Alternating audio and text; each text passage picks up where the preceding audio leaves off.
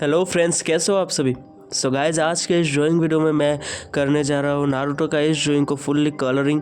So video में बना रहेगा और अगर थोड़ा सा भी अच्छा लगे लाइक करना और सब्सक्राइब जरूर से करना, ठीक है। और इस ड्राइंग का आउटलाइन वाला पार्ट भी मैंने अपलोड कर चुका हूँ। सो डिस्क्रिप्शन में मैंने लिंक प्रोवाइड कर दिया है, वहाँ से आप आउटलाइन वाला पार्ट भी देख लेना, ठीक है।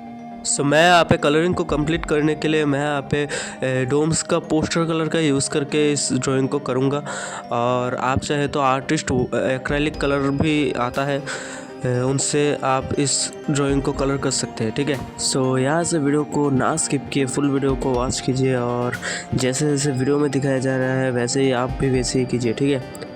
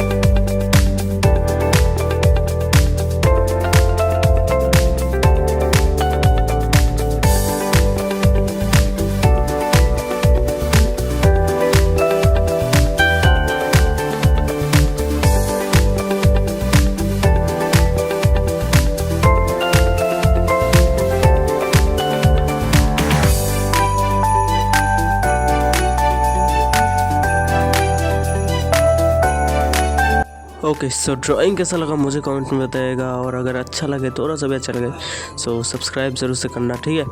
तब तक के लिए मिलते हैं किसी नेक्स्ट ड्राइंग वीडियो में, बाय।